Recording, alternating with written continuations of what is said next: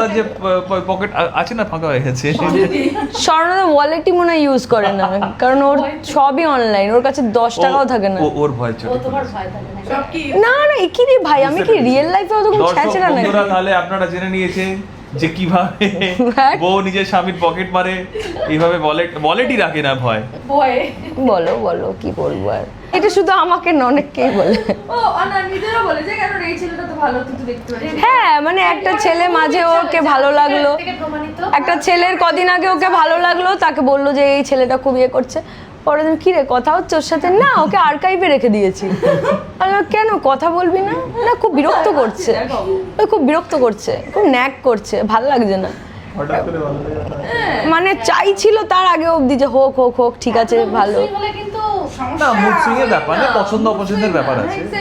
হয়তো শুরুতে কাউকে দেখেছে যে তারা আমাকে পছন্দ করে না, আর যারা আমাকে পছন্দ করে তাদের আমাকে পছন্দ করতে পারি না। এটা জীবন, এটা জীবন, এটা জীবন। আমার লোকেও ঠিক এই করতে চায়, ডাকতে চায়, কিন্তু হ্যাঁ জিৎ বাসু যা যা যা যা রেডি আছে পরের উত্তর দাও। অপরাধ যা যা অন্যায় করেছে সেগুলো সব বেরিয়ে আসবে। ওকে আমি শুধরে সারবো, হ্যাঁ, কিন্তু শুধরে বা যাই করছি সেটা আপন করে নেওয়ার জন্যই, কারণ আলটিমেটলি তো জিৎ নিশাকে ভালোবাসে, যা কিছুই করছে ভালোবাসার স্বার্থেই করছে, মানে উদ্দেশ্যটা মহৎ এবং ধরনটাও ঠিকঠাকই আছে। খুব যে কমপ্লিকেটেড, খুব যে বাঁকা পথ তা কিন্তু নয়। তা বলে খাবার ওষুধ মিশিয়ে কিংবা একটু ভুল বুঝে চলো তোমাকে ঘুরতে নিয়ে যাই, আরে ওগুলো তো একটু করতে হয়, ও এদের কথা শুনবে না, কারো কথা শুনতে নেই। ঘুরিয়ে দেওয়া এগুলো কি ভালোবাসা? অতীতের কালিমার কথা বলছে না, মানুষের যখন নিজের দেখবে যে দোষের বা পাপের ঘোড়া পূর্ণ হয়ে যায় আর কিছু বলার থাকে না, তখন লোকের পেছনে কাঠি করে। এই হচ্ছে সেম জিৎ বাসু, নিজে কি কি না করেছে আবার বলবো। বিয়ের দিনকে একটা মেয়ের মন ভেঙেছে। আচ্ছা যাই করি, বিয়েটা তো আমি করেছি। বিয়ের দিন একটা মেয়ের মন ভেঙেছে, আমার বোনের বিশ্বাস ভেঙেছে, আমার বিশ্বাস ভেঙেছে। 111 বার বললাম। 111 সত্যি খুব ভালো হয়েছিল, ও নিজে সিঁদুর পরে নিচ্ছে সেটা সিন। লুকটা যেটা একটু আগে বলছিলাম যে লুকটা ভীষণ সুন্দর লেগেছে আমাদের, এবং চোখ সরছে না, চোখ, হ্যাঁ ওটাই সেটাই দেখছি বারবার। দেখ তোমরাই নোটিস করতে পেরেছো চোখ সরছে না, এটা তো পাশে বউ কি নোটিস করছে না, চোখ না সরলে তো এরকম হয়ে যাবে, বোকা বোকা লাগে।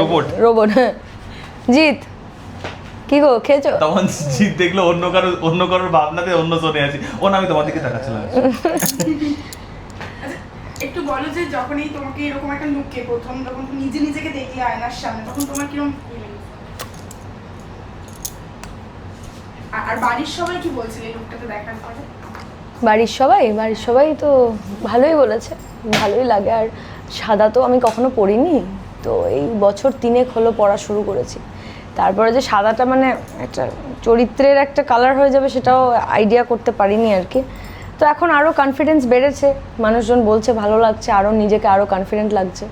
মানে এক প্রকার কখনোই পড়িনি আর কি, মানে কোনো দিনও না, হয়তো ছোটোবেলায় কখনো পড়তাম, তারপরে ওই যা হয় আর কি, এটা নিয়ে তো একটা বিস্তর একটা গল্প আছে। তারপরে এখন তো মানুষ এত উৎসাহিত করে বলে কনফিডেন্সটা আবার গ্রো করেছে। বললো যে এইরকম একটা লুক আসতে চলেছে এবং এরকম সাদা, শুনে কি মনে হয়েছিল? এবং যখন প্রথম নিশ্চয়ই লুকটা স্বর্ণ থেকে পাঠিয়েছিলেন? একদম ফার্স্টে আমি মাকে বাবাকে আর বরকেই পাঠাই। আর যখন প্রথম শুনেছিলাম যে এরকম একটা আইকনিক একটা চরিত্রের ইন্সপিরেশনাল মানে ইন্সপায়ার্ড হয়ে আর কি করা এই লুকটা, তখন একটু চাপে ছিলাম। কারণ হচ্ছে যে আমার ডিজাইনার খুবই বুদ্ধিদীপ্ত একজন মানুষ, উনি বারবার করে একটাই কথা বলছিল, শ্রুতি একই করা যাবে না। সবাই বলবে এটা পরানোর পরে নেত্রী তার ওপর সাদা পড়েছে, তখন বলবে যে এটা রিক্রিয়েট করার লুক, তো আমরা পুরোটা কপি কিন্তু করব না, আলাদা কিছু রাখবো। কপি হলে হেয়ার স্টাইল আলাদা হতো, এখানে একটা কাটমার্ক থাকে, এরকম ক্রস থাকতো, অনেক কিছু থাকতো, তো সেটা একদমই নয়। তো যেহেতু সাদা এবং পলিটিশিয়ান, তাই সবাই দাগিয়ে দিচ্ছে বাংলার গাঙ্গুবাই বলে। তো আমার মনে হয়েছে যে জয়ন্তী দি এবং চ্যানেল সবাই চেষ্টা করেছে যে নিশা মিত্রকে আলাদা করে একটু কিছু করার। তবে হ্যাঁ, আমরা ওনাকে মানে ওই ক্যারেক্টারের ওই লুকটাকে ট্রিবিউট দিয়েই খানিকটা এটা করেছি এবং খুবই খুশি। সাদা তোমার পিছন ছাড়বে না ভাবি, সাদা তোমাকে দেখবে, তোমার সাদা পরে কত ভালো লাগবে। এখন পড়ছি ভালো লাগছে, অফ স্ক্রিন বড় বলছে, এই মানে on screen, sorry I am so sorry, আমার অন স্ক্রিন বড় বলছে ভালো লাগছে। অন স্ক্রিন বর্তালে মাঝে মাঝে কমপ্লিমেন্ট দেয় বলছে। হ্যাঁ মানে এই অফ স্ক্রিনটা আরেকটা কোথায় বলে ফেলেছিলাম তো আমাকে একজন বলেছিল যে একাধিক বিবাহ করা যায়, আমি বলছি যে করা যাবে না, হিন্দু শাস্ত্রে একাধিক বলে ফেলেছি, বলছে একাধিক বিবাহ করা যায়, আমরা চাই আপনাকে ফাইম মির্জার সাথে দেখতে। আরে না না না না না একদমই না, আমি পারবো না। খুব ভালো আছি। হ্যাঁ আমি ভীষণ ভালো আছি, আর দরকার ফাইম দা বলি আমি। আচ্ছা এবার একটু গল্পে আসি। গল্পে বলো কি শুনবে, চিত্রই শুনি। বলো তুমি। এখন এই তো যেটা শুনলি জিনা সাদা শাড়ি হারাম পরে হয়ে গেছে সমস্ত তোমার, বলো। যে অতীতে যে সমস্ত কালিগুলো লেপেছে সেগুলো সাদা শাড়ি পরে ওগুলো কেউ ঠিক এই করতে চায়, বলুক, ডাকতে চায়, বলুক। কিন্তু হ্যাঁ জিৎ বাসু যা যা কিভাবে নিল, হ্যাঁ? যা যা Ready আছে যা পরের উত্তর দাও। অপরাধ যা যা অন্যায় করেছে সেগুলো সব বেরিয়ে আসবে। ওকে আমি শুধরে সারবো, হ্যাঁ, কিন্তু শুধরে বা যাই করছি সেটা আপন করে নেওয়ার জন্যই, কারণ আলটিমেটলি তো জিৎ নিশাকে ভালোবাসে, যা কিছুই করছে ভালোবাসার স্বার্থেই করছে, মানে উদ্দেশ্যটা মহৎ এবং ধরনটাও ঠিকঠাকই আছে, খুব যে কমপ্লিকেটেড খুব যে বাঁকা পথ তা কিন্তু নয়। তা বলে খাবার ওষুধ মিশিয়ে কিংবা একটু ভুল বুঝে চলো তোমাকে ঘুরতে নিয়ে যাই, আরে ওগুলো তো একটু করতে হয়, ও এদের কথা শুনবে না, এদের কথা কারো কথা শুনতে নেই। ঘুরিয়ে দেওয়া এগুলো কি ভালোবাসা? অতীতের কালিমার কথা বলছে না, মানুষের যখন নিজের দেখবে যে দোষের বা পাপের ঘোড়া পূর্ণ হয়ে যায় আর কিছু বলার থাকে না, তখন লোকের পেছনে কাঠি করে। এই হচ্ছে সেম জিৎ বাসু, নিজে কি কি না করেছে আবার বলবো। বিয়ের দিনকে একটা মেয়ের মন ভেঙেছে। আচ্ছা যাই করি, বিয়েটা তো আমি করেছি। বিয়ের দিন একটা মেয়ের মন ভেঙেছে, আমার বোনের বিশ্বাস ভেঙেছে, আমার বিশ্বাস ভেঙেছে। 111 বার বললাম, ওই সিনটা কিন্তু সত্যি খুব ভালো হয়েছিল, ও নিজে সিঁদুর পরে নিচ্ছে। সেটা সিন বাদ দাও, কিন্তু তুমি তো একটা মেয়ের মন ভেঙেছো বিয়ের দিন, অতীতের কালিমা, তুমি কালিমা নিয়ে বাঁচছো। এই যদি বউ হয় তাহলে তো মহা মুশকিল, বউকে তো বুঝতে হবে যে স্বামী যা করছে ভালো করে, ভালোর জন্য করছে, ভালোর জন্য। একটা মেয়ের কত দু চোখের স্বপ্ন ছিল জানো, যখন কিছু মানে দেখবে যখন কিছু সৃষ্টি হয়, ভালো কিছু সৃষ্টি হয়, মানে ধ্বংসের পরেই তো নতুন সৃষ্টি হয়, তো একটা পেন, একটা স্ট্রাগল, একটা খারাপ কিছুর মধ্যে দিয়ে ডাক্তারখানাটা বলো, যে একটা পেশেন্টকে ওষুধ না দিলে ঠিক হয় না, সত্যি কথা বলো। ওইটা তুমি তো সব জায়গায় জীবনেই ঘটেছে বা বেশিরভাগ মানুষের জীবনে ঘটেছে, প্রত্যেকের খুব প্র্যাকটিক্যাল এক্সপিরিয়েন্স, যে যখনই আমাদের ধরো কোনো শরীর খারাপ হলো, ধরো কোনো সার্জারি করতে হলো, তো সার্জারি করতে কেন করে, ওটাকে তো ঠিক করার জন্য করে, তখন তো পেনটা সহ্য করতে হয়, তখন তো কিছু স্টিচেস লাগে, ডক্টর সেখানে কাটে, তারপরে কয়েকটা দিন পেনটা থাকে, শুকোতে একটু সময় লাগে, তারপর ঠিক হয়ে যায়, তো ওই পেনটাই সহ্য করতে হবে, তো এটা কে বোঝাবে? এরকম শোনো, একটা মেয়ে তা বলে আবার কি, বলো বলো বলো, বিয়ে একটা অনেক ব্যাপার, তারপরে আবার নিশার মতো যে বিয়ে করতে চাইছিল না, এটা কত ভালোবেসেছিল, নিজে হাতে রান্না করে খাওয়াতে নিয়ে গেলাম, সিচুয়েশনটা খুব সেনসিটিভ ছিল, এটা বলাই যায়।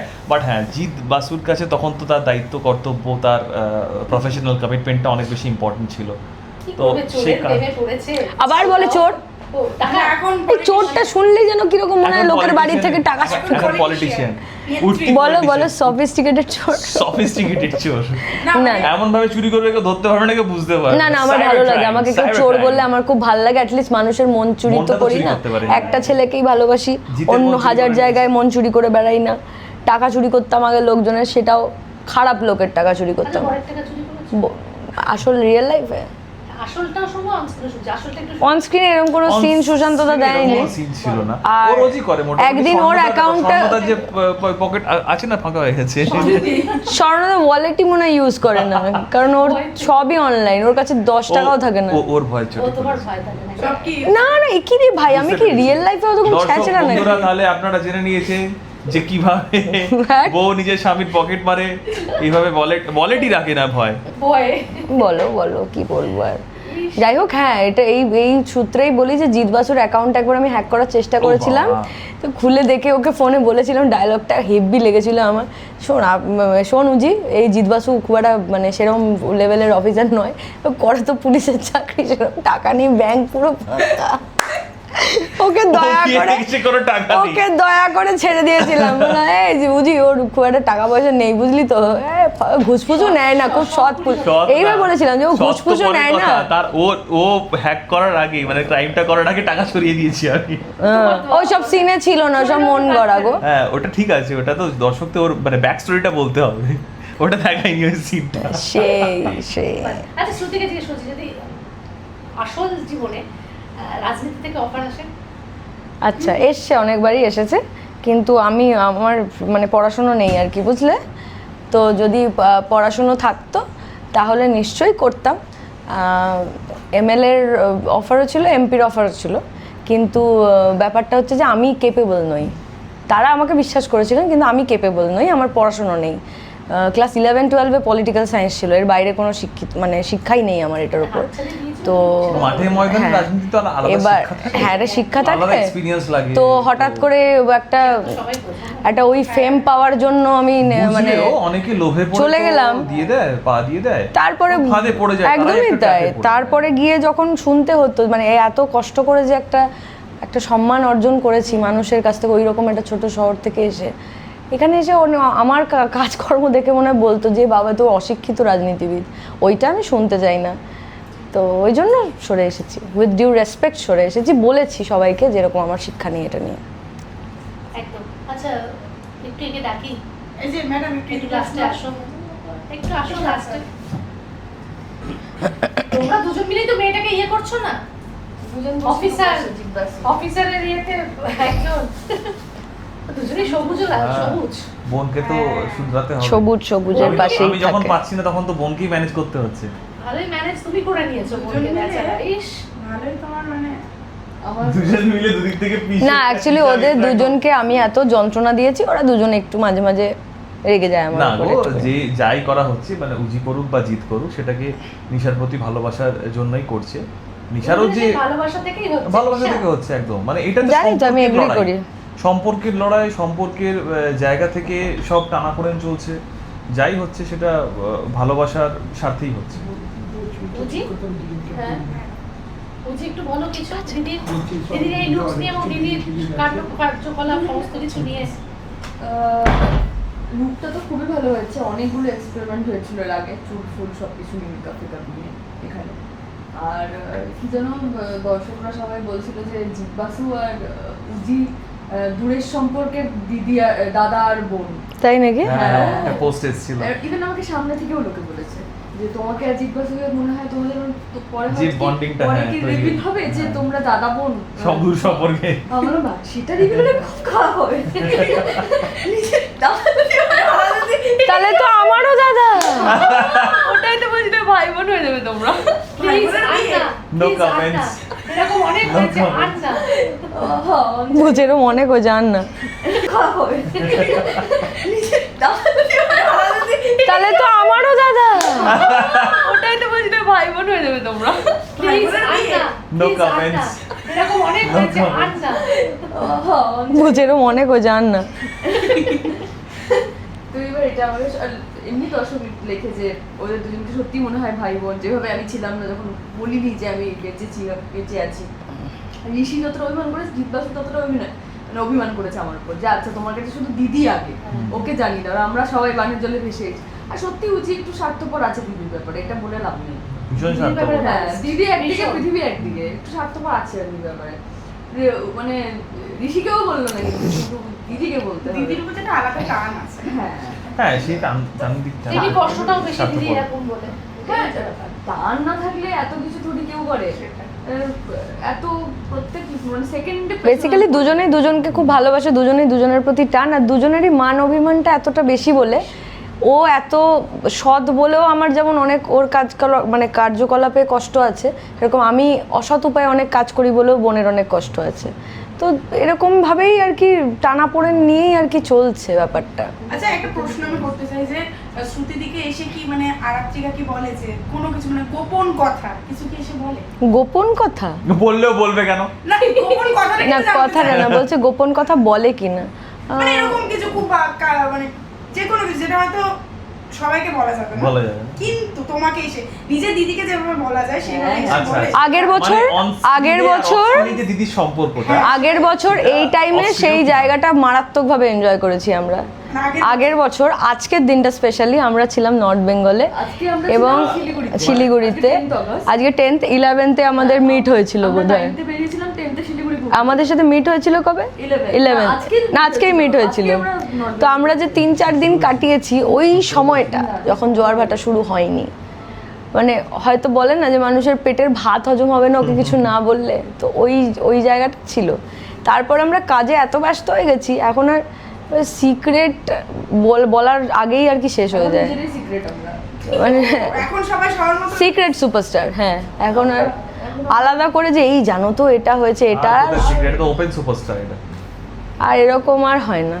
সত্যি তখন অনেক এখন সময় ভালো লাগে ছিল, বলে এসে যে এই ছেলেটি আমাকে propose সেসব তো করলো। জানি সব। সবই জানে জানে হ্যাঁ। আর আমাকে উল্টে আমি বলি যে একটা ছেলে ভালো দেখো না। এটা শুধু আমাকে না, অনেককেই বলে। ও না নিজেরা বলে যে কেন এই ছেলেটা তো ভালো, তুই তো দেখতে পারিস। হ্যাঁ, মানে একটা ছেলে মাঝে ওকে ভালো লাগলো, থেকে প্রমাণিত একটা ছেলের কদিন আগে ওকে ভালো লাগলো, তাকে বললো যে এই ছেলেটা খুব ইয়ে করছে, পরের দিন কি রে কথা হচ্ছে ওর সাথে, না ওকে আর্কাইভে রেখে দিয়েছি। আমি বললাম, কেন কথা বলবি না? না খুব বিরক্ত করছে, ওই খুব বিরক্ত করছে, খুব ন্যাক করছে, ভালো লাগছে না। হঠাৎ করে ভালো লাগে না। মানে চাইছিল তার আগে অবধি যে হোক হোক হোক, ঠিক আছে ভালো। মুসলিম হলে কিন্তু না, মুড সুইং এর ব্যাপার না, পছন্দ অপছন্দের ব্যাপার আছে। এক্স্যাক্টলি হয়তো শুরুতে কাউকে দেখেছে যে তারা আমাকে পছন্দ করে না, আর যারা আমাকে পছন্দ করে তাদের আমাকে পছন্দ করতে পারি না। এটা জীবন, এটা জীবন, এটা জীবন। আমাদের দর্শক বন্ধুরা যারা আছে বা যারা আমাদের উল্টো দিয়ে ক্যামেরা ধরেছে তাদের জীবনে এটা ঘটেছে, না এই এটাই নরমাল। ব্যাপারে শ্রুতিদির কাছ থেকে ট্রেনিং নেওয়াটাই বেটার, তাই না? হ্যাঁ, মানে এক সময় যাকে পছন্দ করতে সে তোমায় তখন ই করে, তখন মানে সে এটাও তো বলেছে যে তুই মানে ওই মেয়েটা যার সাথে ওই মেয়েটার বিয়ে হবে তার জীবন শেষ, তো আমি ওর জীবনটাই শেষ করে দিয়েছি। তুমি আরো হাল ছাড়োনি কিন্তু। হ্যাঁ, কারণ আমি মানে আমার মনে হয়েছে যে ভালোবাসা দিয়ে সব হয়, এবং সেই বডি আমাকে বলেছে যে না, এই জীবন শেষ হওয়াটাও খুব আনন্দের, ভাগ্যিস পেয়েছিলাম। আরাত্রিকা এখান থেকে ট্রেনিংটা নাও। না আমি সত্যি তাই, আমি কোনো হারির মধ্যে নেই যে আমাকে এক্ষুনি প্রেম করতে হবে এরকম না। কিন্তু ধরো অনেক ছেলে অনেক সময় তো বলে ডেফিনেটলি পছন্দ বলে আমাকে দেখা করো একদিন, এগুলো দেখা করো তো মানে একদম দেখা করো একদিন, ঠিক আছে। ও ছুটি কিন্তু জানি ধরো সবটা অমুক লোক আমাকে বলেছে, হ্যাঁ তো ভালো তো ছেলেটা, কথা বলতে তো অসুবিধা নেই, একদিনই তো প্রেম করবি না, কথা বল।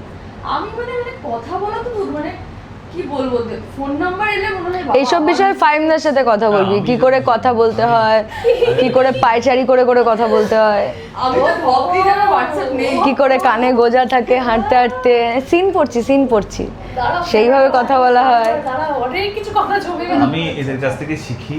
হ্যাঁ আমাকে কেউ বলতে পারবে না আমি ফোনে কারোর সাথে কথা বলি, তোমার তো কেউ হয়ে গেছে। বলতে পারবে না। আমি তো আরে আমি তো আরে হোয়াটসঅ্যাপটা ডিলিট করে দিই, স্টোরেজ ফুল হয়ে গেল। শ্রুতি বোঝ তোমার হয়ে গেছে, এদের হয়নি।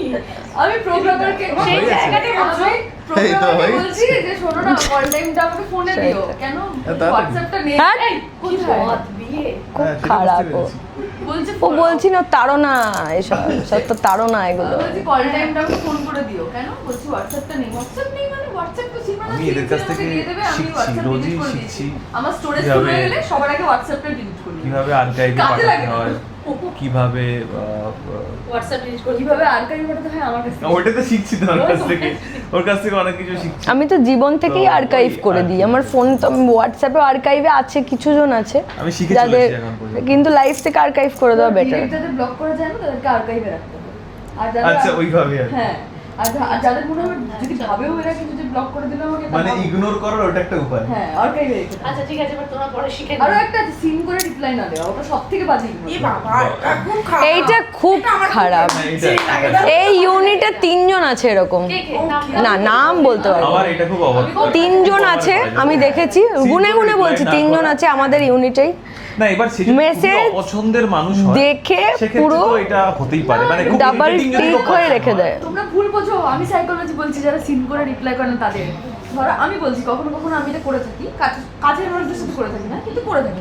ধরো মেসেজটা ঢুকেছে তো আমরা মনে মনে রিপ্লাই দিয়ে দিই, কিন্তু আচ্ছা শেষ করতে হবে না, হ্যাঁ, মারবে। মনে মনে কিন্তু রিপ্লাই আমরা দিয়ে দিই, ও এটা করেছে, হ্যাঁ আমরা তো পেয়ে গেছি, কিন্তু মনে মনে যে লিখে হ্যাঁ post হ্যাঁ, করতে আমাদের অনেক সময় ওই- কাজের ব্যস্ততা এমন থাকে মনে মনে এটা ভেবে আমার নিই, ক্ষেত্রেও হয়েছে লিখতে অনেকবার। লেখার সময় পাই না, তখন মানুষ উল্টো দিকের মানুষটা একটু তো ভুল তোমাকে বোঝে। বুঝে নিতে হবে যে আচ্ছা এনিওয়ে আমরা তাড়াহুড়ো আছে, দর্শকদের অনেক অনেক ধন্যবাদ, Thank you you, very very thank much. you. আর তো আমাদের পাশে সবসময় থাকবেন, নিজেরা ভাবে আছেন, আরো ভালোবাসুন, আরো ভালোবাসা বাড়ান। আর আগামী দিনে আমাদের জোয়ারভাটা আসছে নতুন নতুন মোচড়, নতুন নতুন ইভেন্ট, আরো নতুন নতুন গল্প, যেটা আপনাদেরকে আরো যত ইন্টারেস্টিং লাগে তার থেকে আরো ইন্টারেস্টটা বাড়িয়ে দেবে।